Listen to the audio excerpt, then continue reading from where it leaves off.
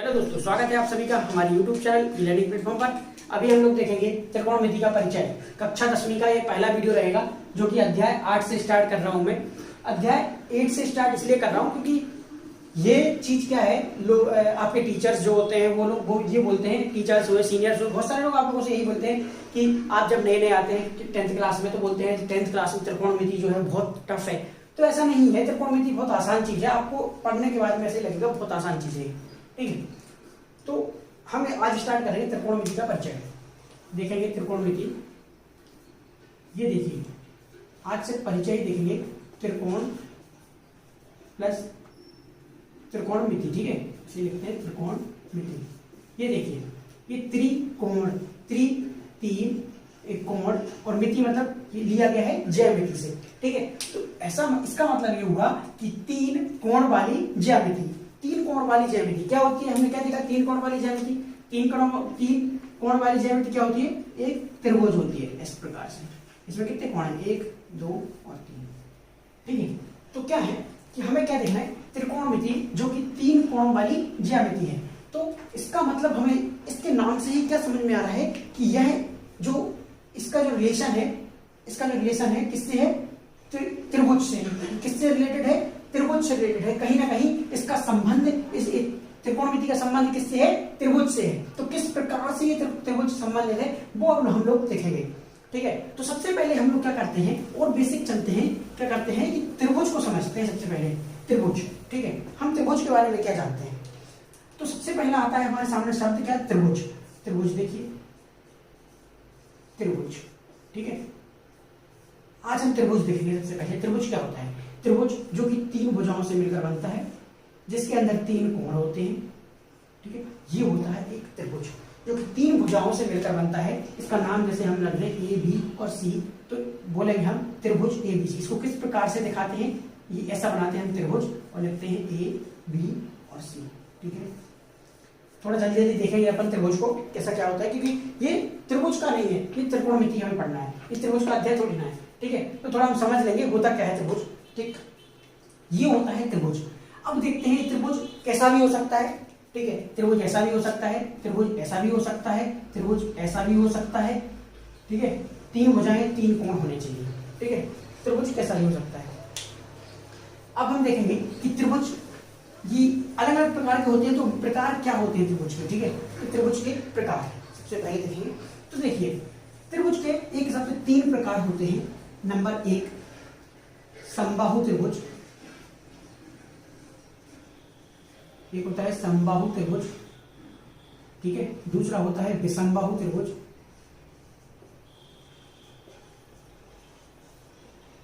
ठीक है। तीसरा होता है क्या? समद्विबाहु, समद्विबाहु त्रिभुज, ठीक है। समबाहु, विषमबाहु और समद्विबाहु, ठीक है। अब समबाहु त्रिभुज, सम मतलब क्या होता है? समान, और बाहु मतलब होता है क्या? भुजा, ठीक है। सम मतलब क्या होता है? समान, बाहु मतलब क्या होता है? भुजा। इसका मतलब क्या हुआ? सारी समान भुजाएं, सारी समान भुजाएं। ये इसके बराबर, ठीक है, ये इसके बराबर और ये इसके बराबर, तो ये तीनों भुजाएं बराबर। विषमबाहु, विषमबाहु मतलब विषम, विषम मतलब क्या होता है? अलग अलग। विषम मतलब अलग अलग, बाहु मतलब भुजा। तो सारी भुजाएं अलग अलग, कोई बड़ी, कोई छोटी, कोई और छोटी, ठीक है। इस प्रकार से अब देखते हैं समद्विबाहु। समद्विबाहु, तो समद्विबाहु, सम मतलब समान, द्वि मतलब दो, बाहु मतलब भुजा। नाम में ही छिपा है सब कुछ। सम मतलब समान, द्वि मतलब दो, बाहु मतलब भुजा।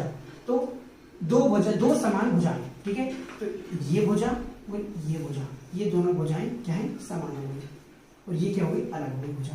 तो ए और बी और सी, ठीक है। तो ए बी बराबर क्या होगा? बी सी होगा, लेकिन किसके इक्वल नहीं होगा? ए सी के बराबर नहीं होगा। इस प्रकार से, ठीक है। इसमें किस प्रकार से लिखोगे आप? ए बी बराबर नहीं होगा बी सी के, बराबर नहीं होगा ए सी के।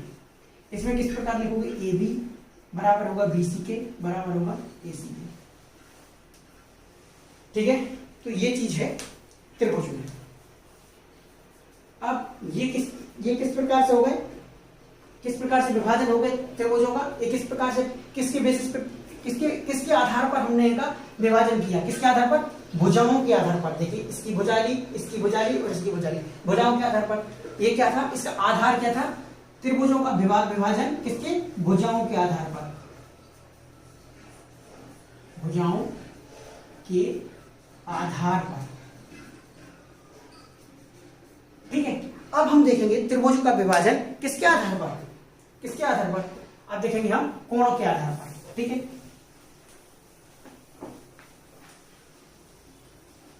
देखते हैं कोणों के आधार पर, देखते हैं।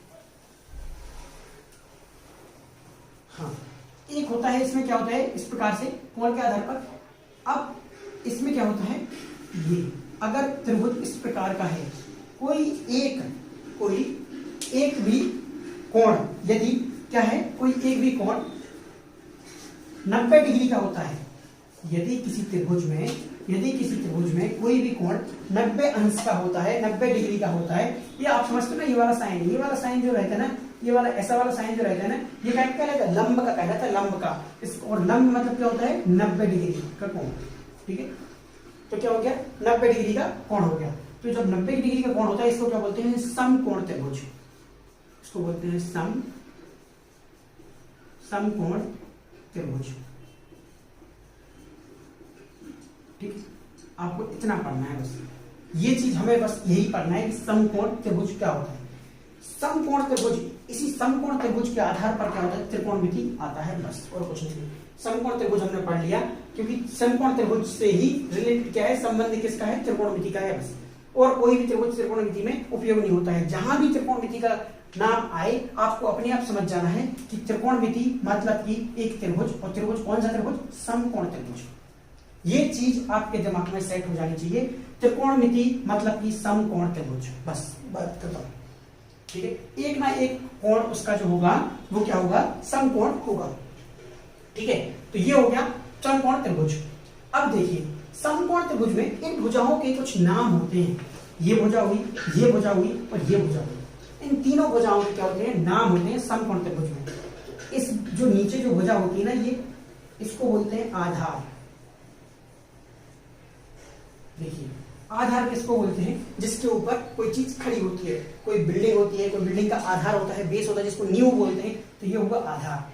ये देखिए किसी रेखा के ऊपर, ये रेखा है, इस रेखा के ऊपर जब हम दूसरी लाइन रेखा डालते हो, जो वो रेखा जो प्रतिच्छेदित रेखा होती है, जो प्रतिच्छेदी रेखा होती है, अगर वो रेखा कोण 90 डिग्री का कोण बनाती है, तो हम इसको क्या बोलते हैं, इसको हम बोलते हैं लंब, इसको बोलते हैं लंब। ठीक है, एक रेखा हो गई एल और एक रेखा हो गई एम। हम इसको इस प्रकार से देखेंगे कि एम रेखा एल पर क्या है, लंबित है, रेखा एल पर लंब है या लंबित है। ये लंब कैसे बनाती है, जब 90 डिग्री का कोण होता है। तो यहाँ पर कितने का 90 डिग्री कोण है, इसको क्या बोलते हैं, आधार। ये क्या कहलाएगा, ये कहलाएगा लंब। ठीक है, इसको इस प्रकार लिखते हैं लंब। ठीक है, अब देखिए जब भी ये 90 डिग्री का कोण जो होता है, इसके सामने की, मतलब इसको क्या बोलते हैं, सम्मुख भुजा। सम्मुख भुजा क्या होती है, इसके मुंह के सामने, इसके मुंह के सामने वाली भुजा, तो इसको क्या बोलते हैं, कर्ण बोलते हैं। ठीक है, इसको बोलते हैं कर्ण, बोलते हैं कर्ण। लंब, आधार और कर्ण, ये चीज आपको दिमाग में रखना है कि क्या कहलाता है कर्ण, क्या होता है लंब, क्या होता है आधार। ठीक, अब एक चीज आप ये देखिए, अभी जो आधार है ये समझ लीजिए पहले कि आधार क्या होता है, लंब क्या होता है, कर्ण होता है। देखो इसमें एक चीज याद रखना हमेशा, आप लोगों को आपको कोई भी बंदा बताएगा तो आपको यही बताएगा कि नीचे जो रहता है वो आधार होता है, ऐसा नहीं है। देखिए ये आधार और लंब ये जो है वो अपने पोजीशन बदलते रहते हैं, या तो आप इसको आधार बोल सकते हो, या इसको आधार बोल सकते हो, या इसको आधार बोल सकते हो, इसको लंब बोल सकते हो, तो इसको आधार। देखिए क्या है कि अभी मैंने आपको एक इमेज बनाई थी, क्या बनाया था, ये बनाया था, एक रेखा ये है, एक रेखा ये है, इसको बोला था मैंने एल, इसको बोला था एम। आप अगर ऐसा लिखोगे, यहाँ पे 90 डिग्री का कोण था, मैं लिख रहा था कैसा कि रेखा, मैं लिख रहा था रेखा एम कोमा रेखा एल पर लंब डालती है लंबित है, इसको लिखता हूं लंबित। ठीक है, और मैं अगर इसको इस प्रकार लिखूं, रेखा एल रेखा एम पर लंबित है, तो आप गलत बोलोगे क्या इसको? बताइए। गलत तो दोनों नहीं है, दोनों सही है, ये भी सही है और ये भी सही है। इसका मतलब क्या हुआ कि हाँ कुछ नहीं बोल सकते, हम ऐसा भी बोल सकते हैं और ऐसा भी बोल सकते हैं। ये रेखा इसके ऊपर लंब है, ये इसकी रेखा इसके ऊपर लंबित है, तो कुछ भी बोल सकते हैं। इस रेखा के लिए ये लंब हो गया, इस रेखा के लिए ये लंब हो गया, ठीक है। तो इसी प्रकार से अगर हम इन दोनों रेखाओं को उठाकर यहाँ रखते हैं, देखो अब इसको अगर इस तरीके से देखें, ये देखो तो क्या दिख रहा है? यही तो दिख रहा है, ये दिख रहा है, ये देखो ये वाली चीज, ये वाली चीज, ठीक है। तो अगर मैं इसको आधार बोलूंगा तो इसको लंब बोलना पड़ेगा, यदि इसको आधार बोलूंगा तो इसको लंब बोलना पड़ेगा। दोनों एक दूसरे के हिसाब से बदल सकते हैं कहीं पर भी, ठीक है। लेकिन वो किस प्रकार से बदलेंगे, इनका भी एक तरीका है, वो मैं आगे बताऊंगा आपको, क्योंकि यहाँ पर कुछ चीजें आएंगी जहां पर ये बदलाव होगा इनका, ठीक है, वो मैं आपको बताऊंगा आगे, ठीक है। आप लोगों को एक छोटी सी चीज और बताऊं कि आप लोगों को ये चीज वैसे पता होनी चाहिए, क्योंकि आप कक्षा 10वीं के हैं, ये छात्र हैं। जो कक्षा 9वीं में त्रिभुज पढ़ के आए हैं वो लोग जरूर बता सकते होंगे कि त्रिभुज कब बनता है। त्रिभुज को बनाने के लिए एक कंडीशन होती है, ठीक है। त्रिभुज को बनाने के लिए एक कंडीशन होती है, किस प्रकार से त्रिभुज बनता है वो कंडीशन क्या होगी। जैसे कि अब मैं आपसे एक क्वेश्चन करता हूं, मैं क्वेश्चन करूंगा आपसे क्या कि आप बताइए कि भुजा कोई त्रिभुज बना है, त्रिभुज है क्या, त्रिभुज ABC एक त्रिभुज है। मैंने आपसे बोला कि बनाइए एक त्रिभुज, बनाइए ABC, ठीक है, एक त्रिभुज बनाइए ABC, ठीक है, जिसमें क्या है AB बराबर कितना है 6, ठीक है, BC बराबर कितना है 3 और AC बराबर कितना है 2। क्या आप त्रिभुज बनाकर दे सकते हो? मैंने आपको तीनों भुजाओं का नाप दे दिया। तीनों भुजाओं का नाप देने के बाद में मैंने आपसे बोला कि आप एक त्रिभुज बनाइए, क्या आप इसका त्रिभुज बना सकते हैं? तो देखिए इसका त्रिभुज मैं आपसे ये बोलूंगा, जो लोग बोल रहे हैं हाँ, जो लोग सोच रहे हैं कि हाँ बन सकता है, तो वो आप गलत सोच रहे हैं। ये त्रिभुज नहीं बनेगा। क्यों नहीं बनेगा? क्योंकि आपको पता होना चाहिए एक इसकी कंडीशन होती है त्रिभुज बनाने की, कि जो भी तीसरी भुजा होती है, देखो जैसे कि कोई त्रिभुज ले लेते हैं अपन, ठीक है, कोई भी त्रिभुज हो, कोई त्रिभुज में पहली भुजा, ठीक है, पहली भुजा किन्हीं, मतलब इसको इस प्रकार से नहीं, इनका होता है किन्हीं, इसको इस प्रकार से लिखा जाता है किन्हीं दो भुजाओं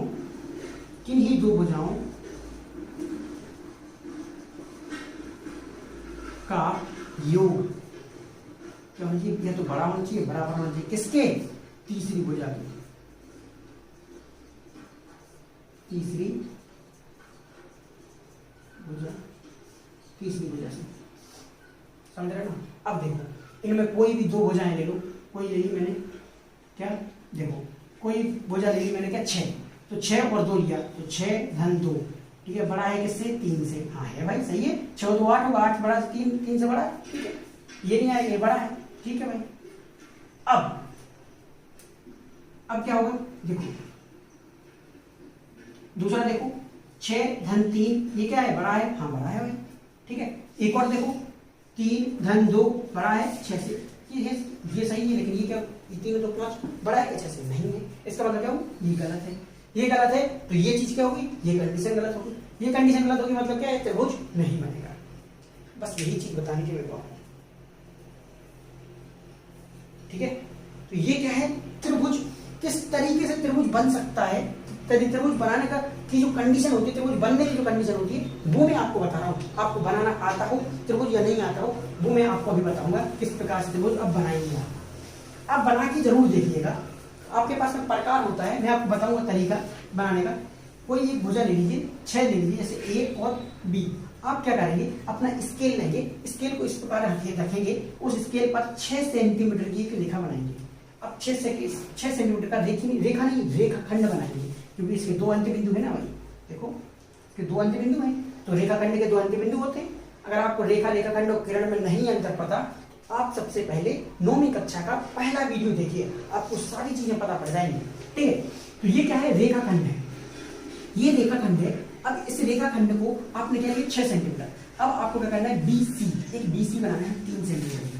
आप क्या करेंगे? आपका प्रकार इस प्रकार से होता है, ठीक है, इस प्रकार से आपका प्रकार होता है, ठीक है। यहाँ ये रहेगी आपके, आप यहाँ पे एक वो पेन रहती है और यहाँ क्या रहता है आपका, यहाँ आपकी पेंसिल रहती है इस प्रकार से, ठीक है। ये इस प्रकार से आपकी पेंसिल रहती है, ठीक है। अब इस प्रकार को आपकी प्रकार समझ गए हो। अब इस प्रकार की जो पेन है, ये पेन है, इस पेन को यहाँ पे रखिए। लेकिन हमें इससे पहले क्या करना है, हमें अपनी स्केल को रखना है, स्केल को इस प्रकार से रखना है। ये रही हमारी स्केल, ठीक है, ये रही हमारी स्केल।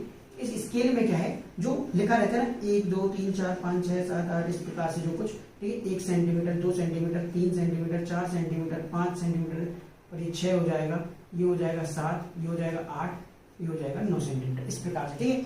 आपको क्या करना है, इस पेन से लेके यहाँ से लेकर के और इस 2 सेंटीमीटर तक इस प्रकार से इसको रख लेना है। तो 2 भर लिया उसमें, 2 सेंटीमीटर भर लिया, 3 सेंटीमीटर चाहिए सॉरी, तो क्या करा 3 सेंटीमीटर तक भर लिया। ये रहा आपकी यहाँ पेंसिल में भर लिया आपने, ठीक है। ये इस प्रकार से भर लोगे आप 3 सेंटीमीटर। ये कितने हो गए, 3 सेंटीमीटर ले लिया आपने। अब इस 3 सेंटीमीटर में इस पेन को रखोगे यहाँ पर, और यहाँ से एक चाप मारोगे आप इस प्रकार से, ये चाप लगाओगे आप, ये चाप, ठीक है। ये चाप लगाओगे, आप क्या करोगे, एसी। अभी हाल के लिए अपन एक चीज देखते हैं, अपन एक चीज मान लेते हैं क्या, कि वो एसी है, वो एसी बराबर क्या मान लेता हूं मैं मान लेता हूं 5। अभी हाल के लिए समझने के लिए, अब अगर AC बराबर मैं 5 मानता हूं, ये BC, अब हमें C बिंदु का पता नहीं है, यहाँ भी हो सकता है, यहाँ भी हो सकता है, यहाँ भी हो सकता है, कहीं भी हो सकता है।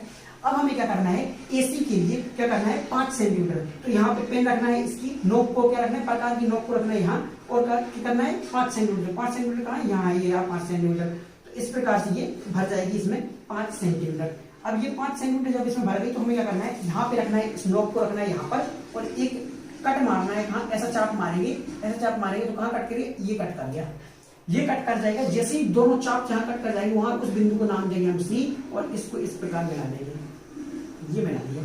ये क्या हो गया, हमारा त्रिभुज हो गया A, B और C। ये कितना है 3 सेंटीमीटर, ये कितना है 5 सेंटीमीटर। तो मैंने आज आपको क्या बताया, भी प्रकार की सहायता से त्रिभुज को बनाना, ठीक है। अब क्या हुआ, अब आते हैं अपने क्वेश्चन पे। AC बराबर कितना है, 2 है, ठीक है। AC बराबर क्या है, 2 है। अब AC बराबर अगर 5 की जगह हम 2 लेते हैं, AC बराबर यदि मैं 5 की जगह 2 सेंटीमीटर लेता, इतना 2 सेंटीमीटर ही भरता है, ये वाला 2 सेंटीमीटर भरता, तो इसका चाप कहाँ लगता है, यहाँ लग जाता, यहाँ लगता, यहाँ लगता। तो ये इस वाले चाप को ये दोनों एक दूसरे को काट नहीं रहे, क्योंकि ये क्या करता है, गोला बना लेता, एक वृत्त बना लेता, और ये भी एक वृत्त बना लेता। इस प्रकार से दोनों नहीं काट रहे एक दूसरे को, ही नहीं काट रहे, मतलब कि दोनों मिल नहीं रहे, मतलब क्या त्रिभुज नहीं बनता। तो अब आप लोग बना के देखना, ये त्रिभुज नहीं बनेगा, ये वाला त्रिभुज नहीं बनेगा, ये वाला, ठीक है। तो इसीलिए मैंने आपको बताया कि जब भी त्रिभुज बनाने के लिए अगर वो पूछे, तो हमेशा ये जरूर चेक कर लेना कि ये चीज है या नहीं है। जब भी वो पूछे कि क्या इससे त्रिभुज बनेगा या नहीं बनेगा, बाकी ऐसा क्वेश्चन नहीं पूछेगा आपसे। अगर अभी डायरेक्टली यही पूछे बस कि क्या इन भुजाओं से त्रिभुज बनेगा या नहीं है, सत्य असत्य में पूछेगा, तो आपको चेक करके देखना पड़ेगा, ठीक है। ये तो मैंने आपको बस समझने के लिए तरीका बताया कि इस प्रकार से बनाया जाता है त्रिभुज, ठीक है। किस प्रकार से हमने चाप लगाए, चाप लगाते हैं, फिर बना के देखते हैं बन रहा है कि नहीं। आप बोलोगे सर कैसे बोल रहे हो, कैसे नहीं बनेगा, बनेगा। तो इस प्रकार से आप देख सकते हो बना के बनता है कि नहीं बनता है, ठीक है। तो ये हो गया आपका त्रिभुज बनाने का तरीका, किस प्रकार से त्रिभुज बनाते हैं, ठीक है। आगे देखें, ये था आपका त्रिभुज का इंट्रोडक्शन कि त्रिभुज क्या होता है, ठीक है। अब हमें सिर्फ और सिर्फ एक चीज पढ़ना है, क्या, त्रिकोणमिति, ठीक है। तो त्रिकोणमिति में सबसे पहले मैंने आपसे बोला, त्रिकोणमिति में क्या था, समकोण त्रिभुज का क्या था, एक समकोण त्रिभुज। हाँ, तो मैं एक चीज और बता दूं आपको पहले कि जो त्रिभुज अपन ने पढ़ी अभी, भुजा के आधार पर तो पढ़ी है, कोण के आधार पर मैंने आपको एक समकोण त्रिभुज बताया। एक क्या होता है, एक होता है अधिक कोण त्रिभुज, एक होता है न्यून कोण त्रिभुज, इस प्रकार से। तो ये अपने लिए अभी इंपॉर्टेंट नहीं है, ये मैं त्रिभुज वाले अध्याय में आपको सारी चीजें बहुत अच्छे से बताऊंगा, अभी आपके लिए इंपॉर्टेंट नहीं है। इंपॉर्टेंट जो है वो मैं आपको बता ही चुका हूँ, ठीक है। समकोण त्रिभुज, अब समकोण त्रिभुज हो गया, समकोण त्रिभुज में कौन सी भुजा को क्या बोलते हैं ये भी आपको पता पड़ गया, ठीक है। इसको अपन अब समझते हैं। इसमें एक चीज जो इंपॉर्टेंट है वो मैं आपको बताता हूँ। देखो क्या है, मैं आपको अभी से वो चीज करवाने जा रहा हूँ जिससे कि आपको त्रिकोणमिति समझने में दिक्कत ना आए, समझ रहे हो ना। वो चीजें आपको करवाऊंगा जिससे कि त्रिकोणमिति समझने में दिक्कत ना आए। इसके बाद हम लोग सारी चीजें देखेंगे, हर एक चीज देखेंगे, त्रिभुज के बारे में हर एक चीज पता होगी, ठीक है ना। अभी सिर्फ आप ये समझिए कि त्रिकोणमिति क्या होती है, ठीक है। त्रिकोणमिति के लिए क्या क्या काम में आने वाला है, वो सारी चीजें मैं उसके लिए आपको तैयार कर रहा हूँ त्रिकोणमिति के लिए, ठीक है। त्रिभुज के लिए तैयार नहीं कर रहा हूँ, त्रिकोणमिति के लिए कर रहा हूँ, ठीक। ये रहा त्रिभुज। त्रिभुज कौन सा त्रिभुज है? समकोण त्रिभुज। इसको बोलेंगे हम ए, इसको बोलेंगे हम बी और इसको बोलेंगे हम सी। ठीक, ये चीज। और वैसे भी आप लोग 10वीं कक्षा के हैं तो आपको त्रिभुज के बारे में बहुत सारी चीजें वैसे भी पता होंगी, आप 9वीं कक्षा में पढ़ के आए हैं। ठीक है, हाँ। तो ए बी सी एक त्रिभुज है। आपने एक साइंटिस्ट का नाम सुना होगा, एक गणितज्ञ का नाम सुना होगा, क्या नाम है उसका? पाइथागोरस। ठीक है, एक होती है पाइथागोरस प्रमेय। पाइथागोरस प्रमेय क्या होती है? ठीक है, पाइथागोरस प्रमेय बताऊंगा। इसको क्या बोलते हैं? पहले देखिए, इसको बोलते हैं आधार। अभी मैंने आपको बताया था, इसको बोलते हैं आधार, इसको बोलते हैं लंब और इसको बोलते हैं कर्ण। ठीक, पाइथागोरस प्रमेय के हिसाब से होता क्या है? पाइथागोरस प्रमेय, ठीक है, पाइथागोरस प्रमेय, ठीक है। थोड़ा देखते चलना, राइटिंग का है ना। पाइथागोरस प्रमेय। अब इसमें क्या है? इसका जो प्रमेय होती है वो उसमें क्या होता है कि कर्ण जो होता है, कर्ण का वर्ग बराबर होता है क्या? लंब का वर्ग धन जो होता है आधार का वर्ग। ये चीज आप लोग पहले से पढ़ चुके होंगे, और नहीं भी पढ़ी है तो आपको सिर्फ इतनी चीज याद रखनी है। ये चीज बस आपको याद रखनी है कि कर्ण बराबर होता है लंब का वर्ग धन में आधार का वर्ग। कर्ण बराबर होता है लंब का वर्ग धन में आधार का वर्ग, बस और कुछ नहीं है। ठीक है, ये अभी इसमें कर्ण कौन सा है? एसी है।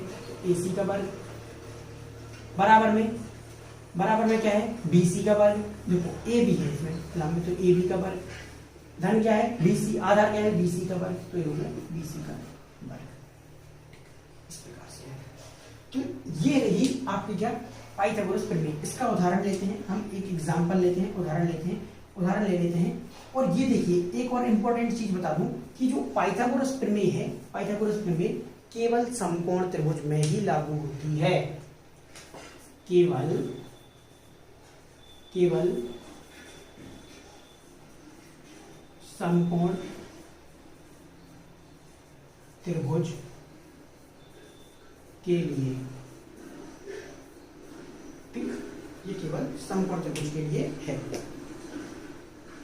और ये भी समकोण त्रिभुज के लिए है, त्रिकोणमिति भी। तो त्रिकोणमिति और पाइथागोरस प्रमेय दोनों समकोण त्रिभुज के लिए हैं। ठीक है, तो ये चीज आपको याद रखनी है। और यहाँ पर मैं जो उदाहरण ले रहा था वो है जैसे कि 3 ले लिया, ये ले लिया 4, ये बी और सी, ये क्या होगा? ठीक है, अब ये क्या होगी? एसी। तो हमें पता है कि एसी बराबर क्या होता है? एसी का वर्ग बराबर क्या होता है? ए बी का वर्ग। तो ए बी का वर्ग कितना है?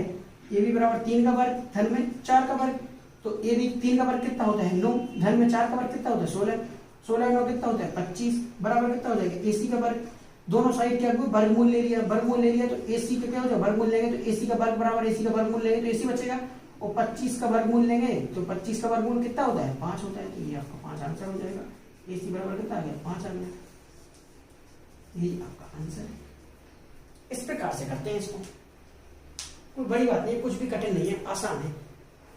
ठीक, ये पाइथागोरस प्रमेय आप लोग पुराने अध्याय में भी पढ़ लोगे। ठीक है, इसके बारे में ये होता क्या है। बाकी अभी आप लोग देख लीजिए कि पाइथागोरस प्रमेय में कैसा क्या होता है। ठीक है, ये हो गया।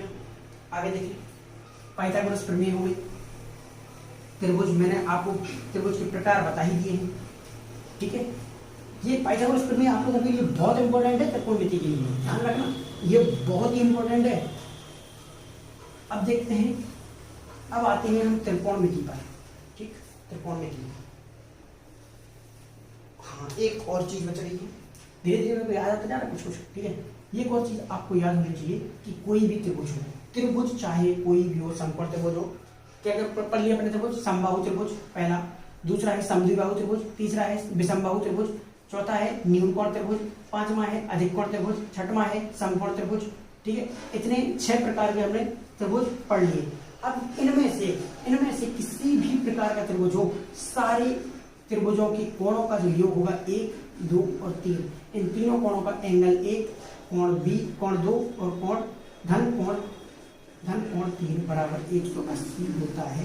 यह चीज भी आपको याद रखनी है। यह चीज आप पहले कक्षा 9वीं में पढ़ के आए हैं। ठीक है, ये क्या होता है, कोण 1, कोण 2, कोण 3 बराबर क्या होता है 180 होता है। त्रिभुज के सभी कोणों का योग बराबर 180 होता है। ये चीज आप लोगों को याद रखनी है। त्रिभुज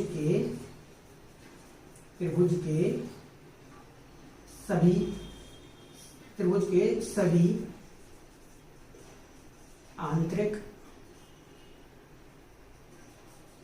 आंतरिक कोणों का योग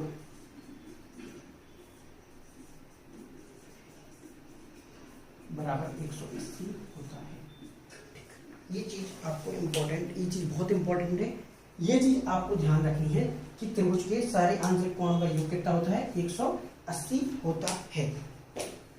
ठीक, ये भी हो गया।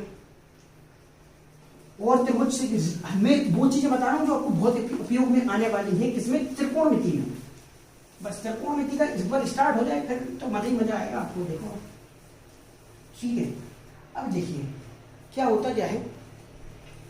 ठीक है, अब ये हो गया अभी तक क्या, त्रिकोणमिति से थोड़ा सा परिचय, अभी मैंने थोड़ा परिचय दिया है आपको। अब इससे आगे जो चीजें हैं जो है, अब आएगा त्रिकोणमिति। इससे पहले तो मैंने आपको बता दिया क्या कि त्रिकोणमिति में क्या क्या होता है, कैसे कैसे करते हैं। त्रिकोणमिति में क्या होता है, कोणों के अनुपात को, कोण और क्या भुजाओं में क्या करते हैं, एक संबंध निकालते हैं। किसमें, कोण और भुजा में, कोण एंड भुजा, इन दोनों में क्या करते हैं, एक संबंध निकालते हैं।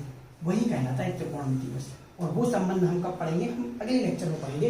अभी आप लोग जितना हो सके आप त्रिभुज के बारे में पहले पढ़ लीजिए। जितना मैंने बताया आपको वो भी बहुत है, मोर देन सफिशिएंट है। जितना आपको चाहिए ना उससे ज्यादा ही बता दिया मैंने इसके लिए, त्रिकोणमिति के लिए। ठीक है, फिर भी आप लोग थोड़ा सा देख लीजिए त्रिभुज के बारे में, जो मैंने बताया उसको अच्छे से समझ लीजिए। इसके बाद में अपन क्या करेंगे, जो त्रिकोणमिति की जो चीजें हैं उन चीजों को अपन लेकर के आएंगे। और अगले लेक्चर में मैं आपको सारे उदाहरण बताऊंगा। ठीक है, और त्रिकोणमिति के बारे में भी बताऊंगा। त्रिकोणमिति का कहाँ उपयोग हो सकता है, जैसे कि त्रिकोणमिति से मैं आपको बताऊं, आपको इंटरेस्ट चलेगा थोड़ा सा कि त्रिकोणमिति से, जैसे कि आप यहाँ खड़े हैं, ये कोई क्या है, टावर है। आप इस टावर की हाइट निकाल सकते हो, यहाँ खड़े हो गए। अब आप सोचो कैसे निकालोगे, ये रहा। ठीक है, यहाँ पर भी क्या बन जाएगा, देखो ये रही h हाइट हो गई, तो ये रहा टावर। अब आप लोग यहाँ खड़े हो, आप यहाँ खड़े हो कि त्रिभुज की हाइट कैसे निकाल लोगे, बताओ, इसकी ऊंचाई कैसे निकालोगे। ये होता है त्रिकोणमिति का उपयोग। इस प्रकार से देखो, आप देख रहे होगे, आपकी आंख कैसे देख रहे होगी, इसके टॉप को इस प्रकार से देख रहे होगे, इसको टावर को किस प्रकार से, देखो ये रहा। ठीक है, आपको ये चीज पता ही होगी। ठीक है, ये क्या हो जाएगा, आधार, ये हो जाएगी क्या, ऊंचा लंब, और ये क्या हो जाएगा, कर्ण हो जाएगा। क्यों, क्योंकि ये क्या बनेगा, एक समकोण त्रिभुज बनेगा। ठीक है, इसी प्रकार से इसको बिल्डिंग मान लो टावर की जगह पे, तो बिल्डिंग की हाइट निकाल लोगे। ठीक है, ये कहीं आप देखो यहाँ, ये देखो। ठीक है, तो इसमें क्या है, ये है, ये कोई चीज, ये आपका क्या है, सपोज ये बोल देते हैं ये नदी है। ठीक है, ये रही नदी, ये क्या है, रिवर है। ठीक है, रिवर, ठीक है, नदी है। यहाँ आप अपनी बिल्डिंग में ऊपर बैठे हो। ठीक है, और आप देख रहे हो यहाँ पर, यहाँ क्या है, एक पेड़ लगा हुआ है।